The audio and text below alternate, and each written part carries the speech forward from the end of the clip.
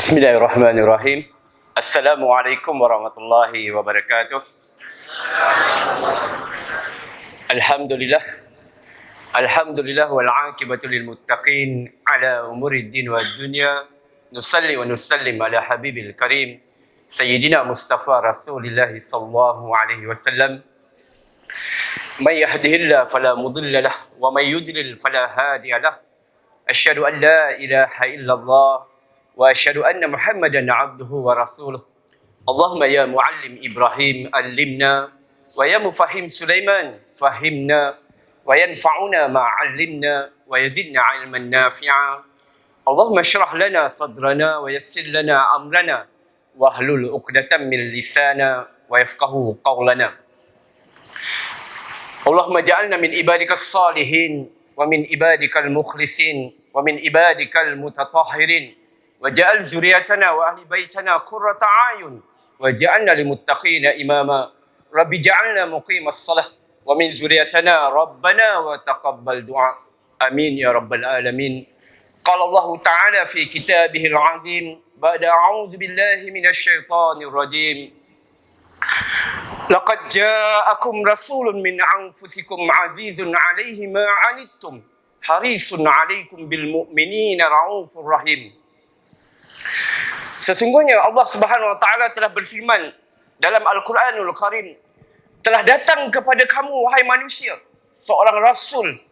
Seorang rasul ini dia datang daripada kamu, daripada golongan kamu. Dia telah diutuskan kepada kamu. Azizun alaihi ma anittum. Dia ini, manusia ini, rasul ini, kalau boleh segala penderitaan, segala kesusahan umat dia nak tanggung. Dia nak tanggung semua kesusahan, penderitaan umat dia. Dan dia begitu mencintai hamba-hamba yang beriman. Ini adalah firman Allah Subhanahu Wa Taala. Terlebih dahulu tuan-tuan, saya perkenalkan diri dahululah. Ya, ini pertama kali saya berada di masjid ini, masya-Allah, subhanallah, tabarakallah. Saya Ustaz Abdul Razak, ya, lulusan daripada Universiti Islam Madinah Al Munawwarah. Pertama-tama sekali saya mengucapkan terima kasih ya kepada Tuan Imam, Imam Malik, Imam Malik, dan juga barisan AJK masjid ini. Masjid apa ni? An-Nasrullah. An-Nasrullah. Masya-Allah. Dan juga yang saya hormati Tuan Imam, barisan AJK, dan para jemaah-jemaah tetamu Allah yang dikasihi Allah Subhanahu Wa Taala. Ya, sesungguhnya kehadiran tuan-tuan ni adalah jemputan Allah. Ya, bersyukur kepada Allah. Ya, pertama-tama sekali kita kena merafakkan setinggi-tinggi rasa syukur. Alhamdulillah. Semua alhamdulillah kerana Allah jemput tuan-tuan ya untuk datang ke dalam majlis yang disebut sebagai Raudhatun min Riyadil Jannah, iaitu taman-taman syurga. Ya. Dan sebenarnya saya bidang terjun ni dipanggil untuk datang ke sini 10 minit sebelum azan maghrib tadi. Dan kebetulan pula ada sahabat daripada Kuala Lumpur yang memang dah buat temu janji bertemu dengan dia lepas maghrib. Jadi ambil masa agak lama lah, dan saya mohon ribuan kemaafan ya kalau tuan-tuan juga menunggu kedatangan saya ke sini ya. Namun kenapa saya datang? Ya, kenapa saya datang dalam tempoh yang begitu, orang kata terlalu sempit, ya, terkejar sana terkejar sini? Kerana apa tuan-tuan? Kerana saya nak cuba dapatkan sifat seorang manusia agung yang mana hari ini kita berkumpul kerananya, iaitu Rasulullah sallallahu alaihi wasallam. Baginda Nabi sallallahu alaihi wasallam mempunyai 4 sifat ini. Ya, salah satu sifatnya adalah as-sahal. Pernah satu hari baginda Nabi SAW bersama dengan para sahabatnya, baginda berkata, "Mahukah kalian aku tunjukkan, aku beritahu kepada kalian sifat manusia yang mana api neraka tidak akan membakar tubuh badannya?" Maka sahabat pun berkata kepada Rasulullah, "Khabarkan kepada kami ya Rasulullah." Maka Nabi kata apa? "Tuhrim alaihi nar", diharamkan tubuh badan seorang hamba, seorang manusia itu daripada api neraka apabila dia memiliki 4 sifat ini, iaitu hayyin, layyin, qarib, wassahal. Apa itu hayyin? Hayyin adalah seorang manusia yang tenang, manusia yang sentiasa berpositif, bersangka baik. Itu hayyin, sifat Rasulullah. Yang kedua adalah layyin. Layyin adalah seorang yang apabila dia berbicara, bicaranya penuh dengan kelembutan, berlemah lembut. Ya, sebelum dia nak melontarkan kata-kata, dia tidak akan menyinggungkan. Kata-katanya dipastikan bahawa kata-kata dia itu tidak menyinggungkan hati manusia yang lain. Itulah sifat layyin. Dan yang ketiga adalah qarib. Qarib adalah manusia yang suka bersahabat. Ya, dia mudah bergaul dengan orang. Dan yang keempat inilah yang cuba saya miliki, yang mana dalam keadaan saya terkejar sana, terkejar sini, saya sampai juga di sini. Alhamdulillah. Iaitu sahal. Apa itu sahal?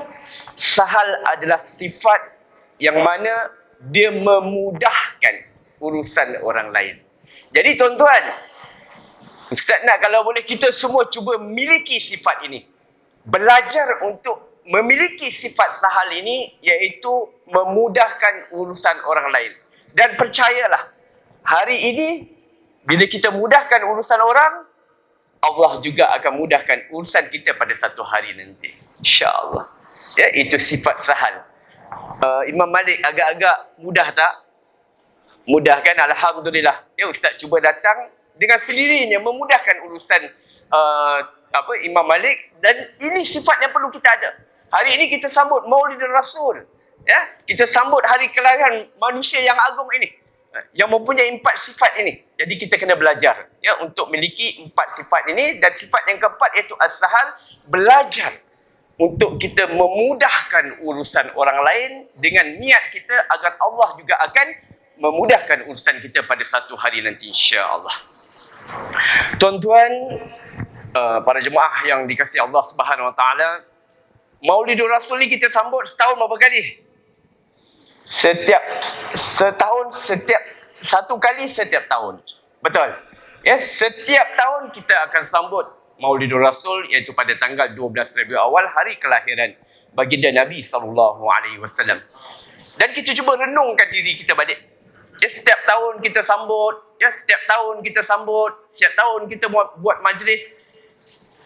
Dan apakah kita benar-benar meletakkan Rasulullah itu di dalam hati kita di tempat yang sebetulnya? Ya. Ada yang umur dah 60 tahun, bermakna dah sambut Maulidul Rasul dah 59 tahun. Ya, mungkin tolak waktu kanak-kanak, katalah remaja, dah sambut Maulidul Rasul 40 tahun. Daripada mula kita sambut Maulidul Rasul dulu sampai ke hari ini, apakah sama atau tidak? Adakah kedatangan Maulidul Rasul dapat mengubah diri kita, dapat menambahkan rasa cinta kita, rasa sayang kita kepada baginda Nabi SAW? Yang itu kita perlu ambil pengajarannya, ibrahnya. Ya, setiap Maulidul Rasul kita akan disajikan dengan cerita tentang baginda Nabi SAW. Ya, kasihnya Nabi kepada kita, sayangnya Nabi kepada kita, perjuangannya Rasulullah dalam menegakkan kalimah la ilaha illallah. Bukannya mudah. Ya, bukannya mudah untuk baginda Rasulullah untuk membawa kita kepada hidayah, kepada iman ini. Setiap tahun kita dengar. Ya. Jadi, cuba kita tanya diri kita balik. Ya. Tanya diri kita semua, ada tak di dalam hati kita ini? Ya, tanya diri kita, ambil tangan, letak kat dada, tanya. Ya. Ada tak dalam hatiku ini perasaan sayang kepada Rasulullah? Ada ke tidak? Ada tak di dalam hati kita ini perasaan cinta kepada Rasulullah? Ada ke tidak? Tanya diri kita. Ya. Kalau kita rasa ada tu cukup ke tak cukup? Ya. Adakah sama sebagaimana cinta Rasul kepada kita? Sayangnya Rasulullah kepada kita? Kita biasa dengar, selalu dengar, ya, bagaimana kisah cintanya Rasulullah kepada kita umatnya. Ya, di Madinah Al-Munawwarah, baginda Nabi SAW bersama dengan sahabatnya. Ya, satu hari Nabi menitiskan air mata, bergenang air mata Nabi Sehingga kan Nabi ditanya oleh sahabat-sahabat, "Ya Rasulullah, kenapa engkau menangis ya Rasulullah? Kenapa engkau menangis ya Rasulullah?" Maka apa kata Nabi? Aku rindukan saudara-saudaraku. Aku rindukan saudara-saudaraku. Maka bertanya sahabat, "Ya Rasulullah, bukankah kami ini saudara-saudaramu?" Nabi kata, "Tidak, kalian adalah sahabat-sahabatku. Manakala saudara-saudaraku, mereka yang datang selepas kalian, mereka tak pernah bertemu dengan aku. Mereka tak pernah mendengar aku membaca Al-Quran. Mereka tak pernah mendengar ucapan daripada aku sendiri. Dan mereka tidak pernah bertemu dengan kalian. Namun mereka beramal dengan sunnahku. Mereka menyayangiku, mencintaiku. Itulah saudara-saudaraku." Maka apa yang Nabi sebut itu siapa? Siapa tuan-tuan? Kita lah. Kita yang pernah dirindui oleh baginda Nabi SAW. Sayangnya Nabi kepada kita. Dan kita kena renung diri kita. Cuba tengok diri kita. Adakah kita sayang Rasulullah sebagaimana sayangnya Rasulullah kepada kita? Sebagaimana cerita kisah tentang Uhud. Kita tahu, kita biasa dengar bahawa ketika peperangan Uhud, baginda Nabi SAW berdarah pipinya, patah giginya. Sehingga kan kesan daripada luka di pipi Nabi itu sampai ketika akhir hayat Nabi. Nampak kesan itu. Dan ketika itu datangnya sahabat. Sebagian riwayat mengatakan Jibril AS datang kepada Rasulullah. "Ya Rasulullah, mintalah bantuan kepada Allah. Nescaya Allah akan membantumu. Setiap seorang Rasul ada doa mustajab. Mintalah kepada Allah agar Allah musnahkan musuh kita. Hancurkan musuh kita." Dan apa kata Nabi? Benar. Setiap seorang Rasul ada doa mustajab. Semua Rasul ada. Dan semua Rasul telah menggunakannya. Telah menggunakan doa mustajab ini. Namun, Rasulullah kata, aku simpan doa ini. Doa mustajab ini Nabi kata aku simpan. Kenapa aku simpan? Kerana untuk menolong kalian. Dan juga menolong umat-umatku yang akan datang. Betapa sayang dan cintanya Rasulullah kepada kita, tuan-tuan. Nabi nak selamatkan kita semua daripada api neraka. Nabi tak nak walau seorang umatnya masuk ke dalam neraka. Hatta Jibril AS pernah menceritakan tentang neraka Jahannam kepada Rasulullah. Ketika Jibril menceritakan tentang neraka itu, neraka ini, bila sampai Jahannam, Jibril senyap. Dia didesak oleh baginda Nabi SAW untuk ceritakan tentang Jahannam. Dan akhirnya Jibril terpaksa menceritakan tentang Jahannam. Pada mulanya kalau boleh dia tak nak cerita. Kerana apa? Kerana Jahannam, kata Jibril, Jahannam adalah neraka yang disediakan Allah kepada umatmu. Kepada umatmu yang mati tak sempat bertaubat, maka dia akan dicampakkan ke dalam neraka Jahannam. Tahukah tuan-tuan, setelah baginda Nabi SAW mendengar tentang Jahannam yang disediakan Allah kepada umatnya yang mati tidak sempat bertaubat, 3 hari Nabi berada dalam kesedihan. Nabi bermuram. Malah 3 hari Nabi tak bertegur sapa dengan sahabat-sahabat. Melainkan Nabi keluar rumah, pergi masjid. Balik masjid. Keluar masjid, balik rumah. Kerana apa? Kerana sedih. Bila mengetahui bahawa Jahannam itu disediakan Allah untuk umat Nabi yang tak sempat bertaubat. Yang mati tak sempat bertaubat. Ini adalah cinta, kasih sayang Rasulullah kepada kita. Dan antara kisah-kisah yang lain, mungkin pada Maulidur Rasul ini, yang mana boleh Ustaz sharekan, agar apa yang Ustaz ceritakan ini akan menyentuh hati kita. Mungkin antara kita selama ini Rasulullah ada atau tidak, ada ke tak ada, tak terasa pun. Moga-moga selepas mendengar cerita ini, wujudnya Rasulullah dalam hati kita. Rasulullah ada dalam hati kita. Sebelum tu Ustaz nak tanya,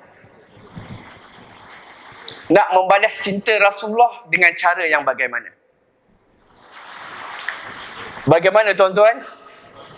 Bagaimana dengan nak balas cinta Rasulullah? Adalah pertamanya taat kepada Allah. Taat kepada Rasulullah.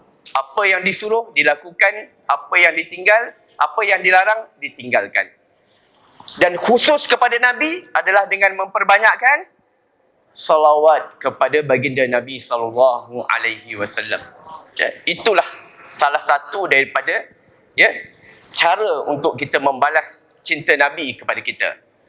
Namun sebelum kita nak sentuh tentang kelebihan salawat, bagaimana kita nak belajar bersalawat, Ustaz yakin ramai yang dah hebat dalam salawat ni, namun tak apa, ilmu itu perlu dikongsi. Namun apa yang Ustaz nak sentuh sebelum berkenaan dengan salawat adalah satu cerita, satu kisah yang menunjukkan betapa sayangnya Rasulullah kepada kita. Dan ayat Al-Quran yang Ustaz bacakan pada mula-mula tadi memang betul-betul dijelaskan, diterjemahkan. Diterjemahkan ke atas baginda Nabi SAW tentang seorang Rasul yang datang daripada kalian. Rasul ini adalah daripada kalian. Kalau boleh segala penderitaan, segala kesusahan, umatnya dia nak tanggung. Dia nak tanggung. Jadi kisah ni yang Ustaz nak cerita pada Maulidur Rasul ini adalah tarikh yang sama. Berlakunya tarikh yang sama. 12 Rabiul Awal adalah tarikh kelahiran baginda Nabi SAW. Dan tarikh yang sama juga 12 Rabiul Awal, tarikh apa tuan-tuan? Tarikh apa? Tarikh wafatnya baginda Nabi SAW. Ya, tarikh yang sama. Hari pun sama juga, hari Isnin. Kenapa Ustaz nak ceritakan tentang tarikh kewafatan baginda Nabi ni? Kerana di situ ada satu kisah yang pasti akan menyentuh hati kita. Pada tanggal 12 Rabiul Awal, hari Isnin, di bumi Madinah. Di bumi Madinah Al-Munawwarah. Alhamdulillah Ustaz baru saja balik daripada Madinah. Baru saja 4 hari sampai daripada Madinah. Jadi di Madinah Al-Munawwarah itu pada tanggal 12 Rabiul Awal. Hari itu, subuh itu merupakan subuh terakhir baginda Nabi SAW solat bersama dengan sahabat-sahabatnya. Baginda Nabi sakit selama berapa hari? 14 hari. 14 hari Nabi sakit. Kenapa Nabi sakit? Nabi sakit kerana Nabi telah memakan satu daging di Khaybar, dan daging ini telah dibubuh racun oleh seorang wanita Yahudi. Di sini menunjukkan bahawa Rasulullah tidak tahu benda yang gaib, melainkan diberitahu oleh Allah kepada Nabi. Yang mana Allah tak beritahu, Nabi tak tahu. Bila diberitahu oleh Allah, maka Nabi tahu. Daging Khaybar itu diracuni, telah diracun, dan Nabi tak tahu. Kalau Nabi tahu, agak-agak Nabi makan ke tidak? Nabi tak makan. Nabi tak akan makan. Jadi Nabi telah memakan daging di Khaybar ini, dan daripada racun itulah menyebabkan Nabi jatuh sakit. Nabi jatuh sakit selama 14 hari. Selama Nabi sakit 14 hari, 12 hari Nabi masih mampu untuk mengimami para sahabat di Masjid Nabawi. Dan ketika Nabi sakit, Nabi minta izin daripada isteri-isteri yang lain agar Nabi duduk di rumah Siti Aisyah. Kerana rumah Siti Aisyah bersebelahan dengan Raudah. Bersebelahan dengan Masjid Nabawi. Selama 12 hari, Nabi masih mengimami para sahabat. Namun 2 hari yang terakhir, Nabi dah tak mampu nak jadi imam. Maka Nabi minta kepada sahabat baiknya iaitu Abu Bakar As-Siddiq untuk menggantikan baginda Nabi SAW. Jadi pada subuh itu 12 Rabiul Awal, Nabi bangun seawal pagi. Nabi minta Ali bin Abi Talib untuk papah tubuh badan Nabi bawa ke masjid. Dalam keadaan kesusahan, dalam keadaan kepayahan, dalam keadaan kesakitan tu Nabi pergi ke masjid. Bila Nabi masuk ke dalam masjid, waktu tu Abu Bakar As-Siddiq dah bersedia nak jadi imam. Namun bila nampak Rasulullah, dia minta Nabi jadi imam. Namun Nabi kata, Abu Bakar, kau teruskan jadi imam. Dan Abu Bakar As-Siddiq, ketika dia menjadi imam, apa ayat yang dibaca? Wa ma Muhammadun illa rasul qad khalat min qablihi rusul afa immata aw qutilan qalabtum ala a'qabikum wa may yanqalib ala aqibaihi fala yadurullaha syai'a. Mafhumnya, Muhammad itu tidaklah Muhammad itu melainkanlah seorang rasul. Telah datang sebelumnya rasul-rasul. Dan adakah kalau Muhammad ini dia mati, dia wafat atau dia terbunuh, maka kamu akan kembali murtad. Kamu kembali kepada agama kamu, kepada agama asal kamu. Kalau kamu kembali murtad, maka tidak sedikit pun memudaratkan Allah Subhanahu wa taala. Dan Allah memberi balasan yang baik kepada mereka yang bersyukur. Ketika Abu Bakar membaca ayat ini, tuan-tuan, bergetar bahu Abu Bakar. Bergetar kerana menahan tangisan. Abu Bakar tahu bahawa detik-detik Rasulullah bersamanya sudah sampai ke penghujungnya. Melihat keadaan Rasulullah memang cukup tenang. Abu Bakar membaca ayat tadi, menahan tangisan, bergetar bahu. Maka selesai daripada solat, diriwayatkan baginda Nabi SAW telah memberi pesanan terakhir kepada sahabat-sahabat yang hadir dalam masjid pada waktu subuh itu. Apa pesanan Nabi? Awsannas as-salat wa ma malakat aimanukum. Nabi telah memberi pesan kepada manusia, wahai manusia, jagalah solat. Jagalah solat. Jagalah solat. Dan mereka yang di bawah tanggungan kamu. Di sini menunjukkan pentingnya solat. Ya, pentingnya solat. Tidak boleh meninggalkan solat, tuan-tuan. Mereka yang meninggalkan solat lebih berdosa daripada berzina. Mereka yang meninggalkan solat lebih berdosa daripada memakan hasil riba. Dan mereka yang meninggalkan solat lebih berdosa daripada membunuh. Kerana orang yang meninggalkan solat, dia telah memutuskan hubungan dia dengan Allah Subhanahu wa taala. Kerana itu ada hadis, ya, yang mana menyebut al-farqu baina muslim wal kafir solat. Perbezaan di antara seorang muslim dan kafir itu adalah sembahyang. Namun Ustaz tak nak cerita tentang solat. Ya, insya-Allah solat nanti kita di lain masa kita sentuh tentang solat. Namun pastikan di rumah kita, tuan-tuan, tidak ada yang meninggalkan solat. Pastikan anak-anak kita, ahli keluarga kita tidak meninggalkan solat. Kalau dia meninggalkan solat, maka dia telah melakukan dosa yang amat besar dalam hidupnya. Ya. Malah ada hadis menyatakan man tarakas salata muta'ammidan faqad kafara jihara. Sesiapa yang meninggalkan solat dengan sengaja, memang tak nak solat, malas. Ya, malas tak nak solat, maka dia adalah kafir yang tulen. Na'udzubillah min zalik. Pastikan ya, di rumah kita, ahli keluarga kita tidak meninggalkan solat. Okey. Kemudian selepas itu Nabi dipapah kembali ke rumahnya. Ya, dibawa kembali ke rumah dalam keadaan Nabi begitu uzur sekali, sakit.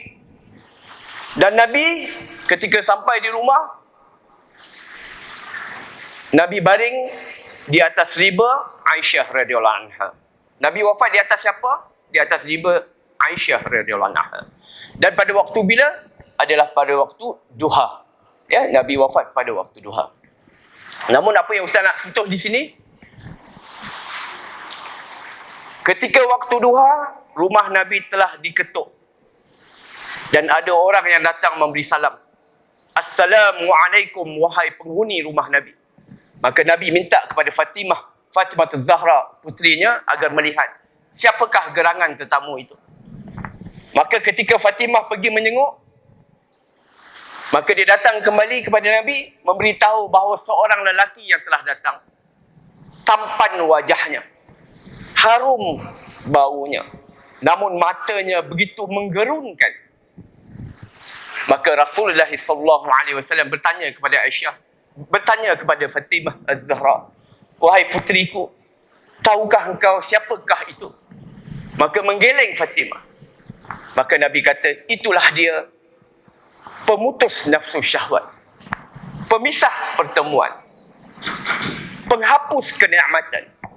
Dialah malaikat Israel, malaikat pencabut nyawa. Izinkanlah dia masuk. Bila mendengar saja itu, maka menangis Fatimah Az-Zahra. Ya, kerana tahu bahawa detik-detik dia bersama dengan Nabi sudah sampai ke penghujungnya. Maka ketika Israel datang, duduk di sebelah Nabi, Nabi bertanya kepada Israel, wahai Israel, apa tujuan kau datang ini? Adakah dengan perintah Allah untuk mencabut nyawaku, ataupun datangmu hanyalah untuk menziarahiku? Maka kata Israel, sesungguhnya Allah telah memerintahkan aku untuk menjemput Tuhan. Untuk menjemput roh Tuhan. Dan Nabi bertanya, di manakah Jibril alaihissalam? Kisah yang Ustaz cerita ini tuan-tuan, bukan kisah pelipu lara. Kisah ini ada dalam Sahih Bukhari dan Muslim. Kisah benar yang ada dalam hadis Sahih Bukhari. Dan Nabi bertanya kepada Israel, di manakah Jibril alaihissalam? Maka kata Israel, telah aku tinggalkan Jibril di atas langit yang kedua.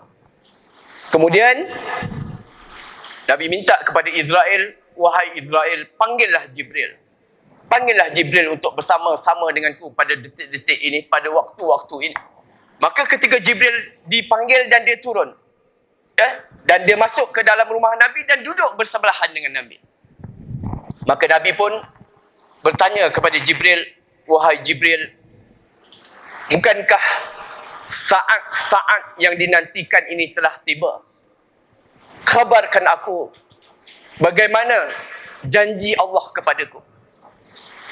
Maka apa kata Jibril? Ya Rasulullah, sesungguhnya malaikat telah berbaris-baris menunggu untuk menyambut roh Tuhan. Pintu-pintu syurga telah terbuka. Gerbang-gerbang syurga telah terbuka untuk menjadi tempat kediaman Tuhan. Namun pada wajah Nabi, tuan-tuan, tidak sedikit pun terlihat kegembiraan. Malah Nabi masih bermuram. Nabi kata kepada Jibril, wahai Jibril, bukan itu yang aku nak dengar tentang diriku. Aku nak tahu tentang bagaimana nasib umatku bila aku tinggalkan mereka. Maka kata Jibril, aku pernah mendengar bahawa Allah Subhanahu Wa Taala berfirman, tidak akan masuk syurga para rasul. Semua rasul tidak akan masuk syurga, melainkan masuk dulu syurga oleh engkau ya Muhammad, oleh engkau ya Rasulullah. Bermakna Nabi masuk syurga dulu, barulah rasul-rasul lain, nabi-nabi lain dapat masuk syurga. Dan tidak akan masuk syurga oleh para umat rasul. Umat-umat lain tidak akan masuk syurga, melainkan masuk dulu syurga umat-umatmu. Ya? Ini kata Jibril kepada Nabi. Bahawa kita ni, tuan-tuan, umat akhir zaman. Betul. Kita adalah umat akhir zaman. Ya? Umat terakhir. Namun kita ni umat yang potong queue. Ya? Untuk masuk syurga, umat lain tak boleh masuk syurga, melainkan masuk dulu umat kita ni. Kita ni masuk dulu. Kita masuk syurga dulu, barulah boleh diikuti oleh umat-umat lain. Ya, ini adalah kelebihan umat akhir zaman, iaitu umat Nabi kita Muhammad sallallahu alaihi wasallam. Bila Nabi mendengar sahaja apa yang diberitahu oleh Jibril ini, barulah tersenyum pada wajah Nabi. Gembira Nabi. Ya, bila mendengar janji Allah kepada umatnya. Maka Nabi pun berkata kepada Israel, wahai Israel, lakukanlah tugasmu. Apa yang diperintahkan oleh Allah, maka kamu lakukanlah. Dan Israel mencabut roh Nabi melalui kaki Nabi. Ya, memang roh kalau keluar daripada tubuh badan kita adalah melalui kaki dulu. Ya, ditarik ke bahagian atas. Dan ketika ditariknya roh baginda Nabi SAW, sakit tuan-tuan. Ya, terlalu sakit, teramat sakit. Sehingga kan Nabi mengaduh, Rasulullah itu ya, dicabut nyawa begitu lemah lembut oleh Israel. Tidak ada manusia yang dicabut nyawa yang lebih lemah lembut daripada Rasulullah.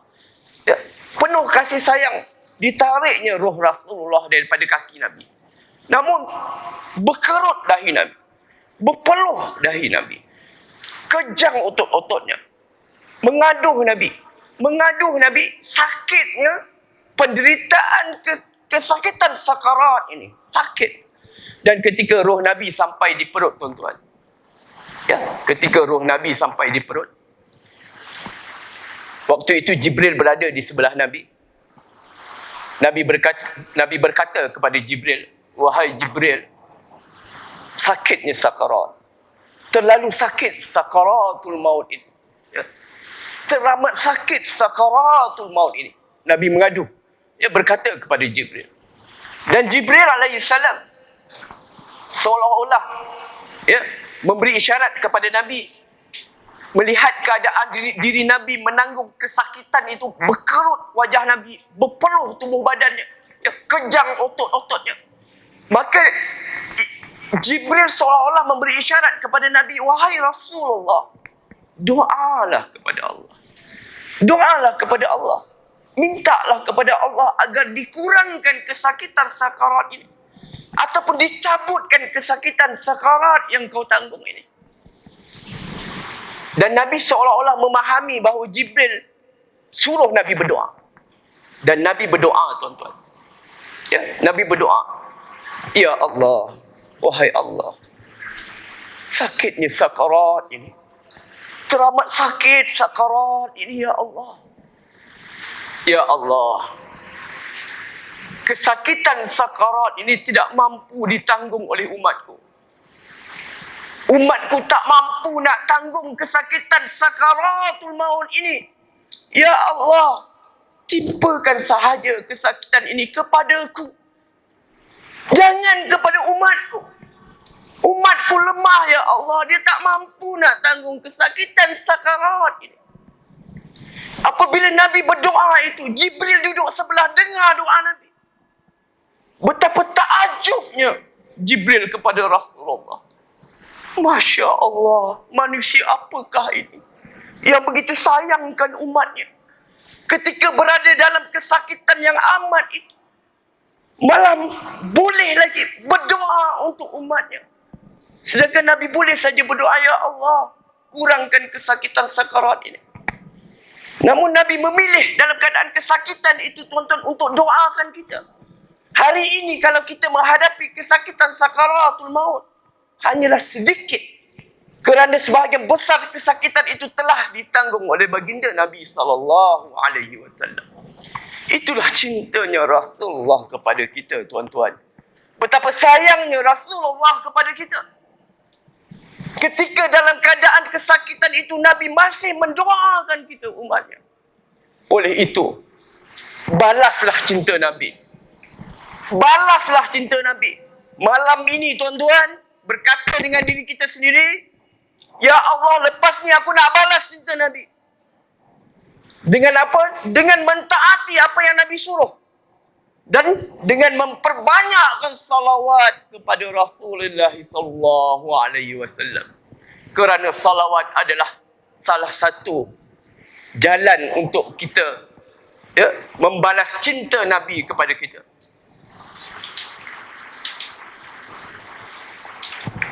Dan selepas Nabi berdoa itu, sesungguhnya Jibril yang berada di sebelah Nabi memang takjub. Manusia apakah ini? Ya, dalam keadaan kesakitan sakaratnya masih lagi mendoakan umatnya. Dan akhirnya ketika roh Nabi sampai di dada, Nabi pun minta kepada Aisyah. Waktu itu Nabi sedang berbaring, ya, di atas riba Aisyah. Dan Nabi berkata kepada Aisyah, wahai Aisyah, ambilkan aku kayu sugi. Ya, rendamkan kayu sugi itu, lembutkan kayu sugi itu. Mungkin dengan bersugi itu dapat meringankan kesakitan. Wallahu a'lam.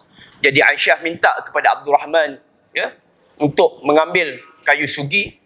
Lalu kayu sugi itu direndamkan dalam air dan diberikan kepada baginda Nabi SAW. Dan kata Aisyah, aku tidak pernah melihat baginda Rasulullah bersugi dengan secermatnya. Maksudnya bersugi dengan penuh cermat ketika itu. Dan selepas Nabi selesai daripada bersugi, Nabi pun mendongakkan mukanya di atas bumbung rumah. Dan Nabi pun menunjukkan tangannya, ya. Dan apa kata Nabi? Apa kata Nabi, tuan-tuan? Biasa kita dengar ummati, ummati, ummati. Betul? Tapi itu hadis dhaif. Ya, tak betul. Ya. Hadis yang benar dalam Sahih Bukhari, apa kata Nabi? Ma'allazina an'amallahu alaihim minan nabiyyin was-siddiqin wasyuhada'i was-salihin Allahumma rafiqul a'la, Allahumma rafiqul a'la, Allahumma rafiqul a'la. Itu kata-kata Nabi. Dan hadis ini adalah hadis yang diriwayatkan oleh Aisyah radhiyallahu anha. Orang yang sepatutnya meriwayatkan hadis Aisyah lah. Kerana ketika Nabi berkata-kata itu, Nabi berkata dengan penuh, Nabi berkata dengan perlahan-lahan, seolah-olah tak terkeluar kata-kata daripada mulut Nabi kerana menahan kesakitan. Sehingga kan Aisyah mendekatkan telinganya dan mendengar apa yang Nabi kata. Dan itulah katanya Rasulullah bersama dengan mereka-mereka yang telah diberikan nikmat daripada para nabi, as-salihin was-siddiqin wasyuhada, ya, daripada para syuhada, para orang salih. Allahumma rafiqul a'la, ya Allah, engkaulah kekasih yang tinggi, engkaulah kekasih yang tinggi, engkaulah kekasih yang tinggi. Ya, Nabi tunjukkan isyarat tangannya jadi tunjuk ke atas langit dan berakhirlah riwayat baginda Nabi sallallahu alaihi wasallam. Hari ini tuan-tuan kita menyambut Maulud, ya, kelahiran Rasulullah. Namun Ustaz sajikan dengan cerita kewafatan baginda Nabi untuk apa? Untuk melihat bagaimana cinta kasihnya Rasulullah kepada kita. Dalam keadaan Nabi menanggung kesakitan sakarat, Nabi boleh lagi doakan kita agar kesakitan sakarat itu dia saja yang tanggung, jangan umatnya. Jadi hari ini insya-Allah kita berazam untuk membalas cinta Nabi dengan memperbanyakkan salawat kepada Rasulullah. Salawat ini adalah kelebihan umat Nabi. Umat dulu-dulu tak ada, tuan-tuan. Ya, umat Nabi diberikan hadiah oleh Allah salawat ini. Tahukah tuan-tuan, ketika turunnya wahyu, kelebihan salawat ini, sewaktu itu Nabi di satu tempat bersama dengan seorang sahabat yang bernama Abi Zar. Nabi berjalan dengan dia. Tiba-tiba Nabi terus sujud. Nabi sujud begitu lama. Kalau tuan-tuan pergi Madinah boleh pergi ke tempat ini. Sekarang ini dah dibina sebuah masjid dan diberikan nama Masjid Sajadah. Masjid Sajadah membawa maksud masjid tempat Nabi sujud. Nabi sujud begitu lama sekali. Sehingga kan akhirnya Abi Zar menangis. Menangis kerana menyangka bahawa Nabi telah wafat. Lamanya Nabi sujud. Namun bila Nabi bangun daripada sujud, apa kata Nabi? Nabi senyum. Nabi gembira. Riang pada wajahnya. Kata Nabi, sesungguhnya Allah telah menurunkan satu wahyu yang amat menggembirakan hatiku. Apa wahyu itu? Man salla alaika marrah sallallahu bihi asyara. Man salla alaika marrah sallallahu bihi asyara.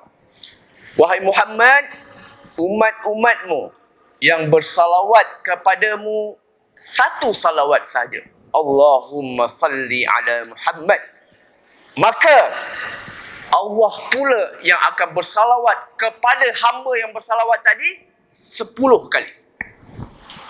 Ustaz nama apa? Abdul Razak. Ya, kalau Ustaz sebut Allahumma salli ala Muhammad, maka Allah sebut nama Ustaz Abdul Razak 10 kali. Dan diberikan kelebihan 10 kebaikan. Itu kelebihan salawat. Ya, dan Nabi gembira, tuan-tuan.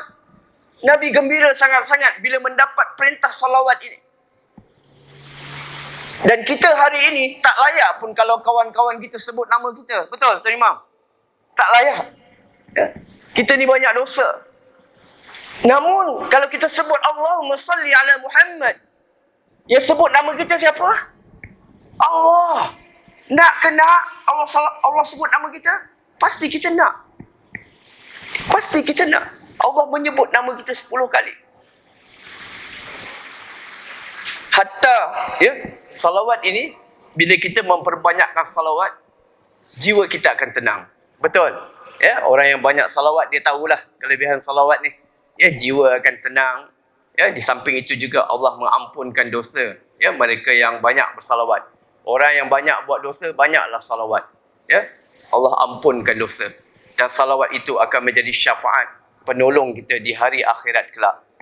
Mau ke tak mahu dibangkitkan bersama dengan Rasulullah?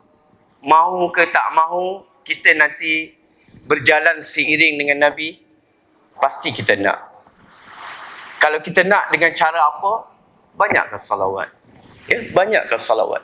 Hatta ulama menyatakan orang yang bersalawat walaupun dia salawat dalam keadaan dia riak, walaupun dia salawat dalam keadaan dia nak menunjuk-nunjuk, salawat itu tidak ada hijab, tetap sampai kepada Rasulullah.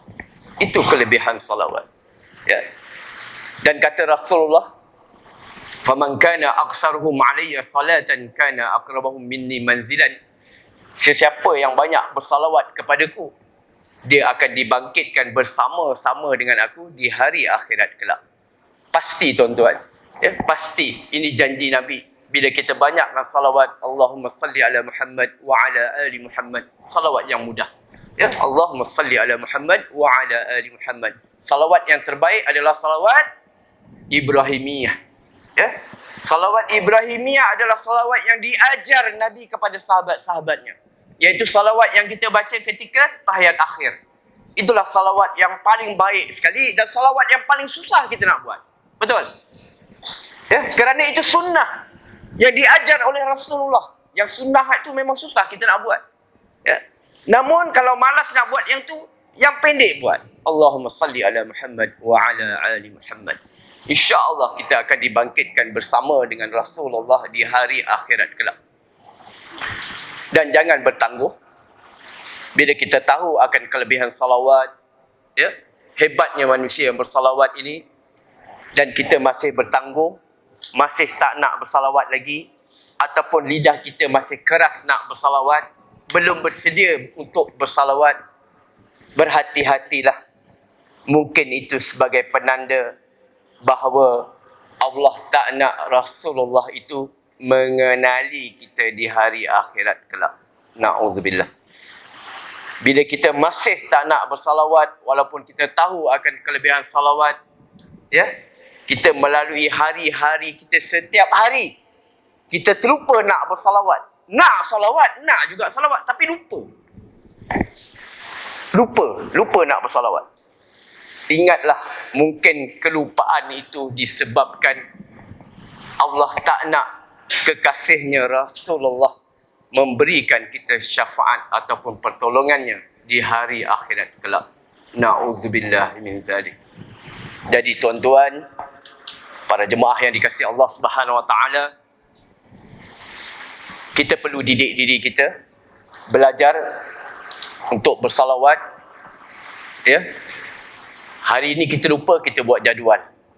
Sekarang dalam handphone semua ada note. Betul? Kan? Dalam handphone semua ada note. Buatlah jadual di note.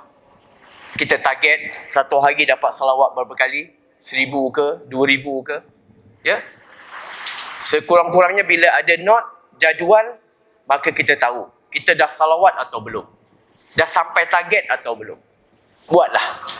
Kalau tak buat, bertangguh-tangguh lagi, maka tangguh itu, takut-takut, sedar-sedar, dah berada di alam barzakh.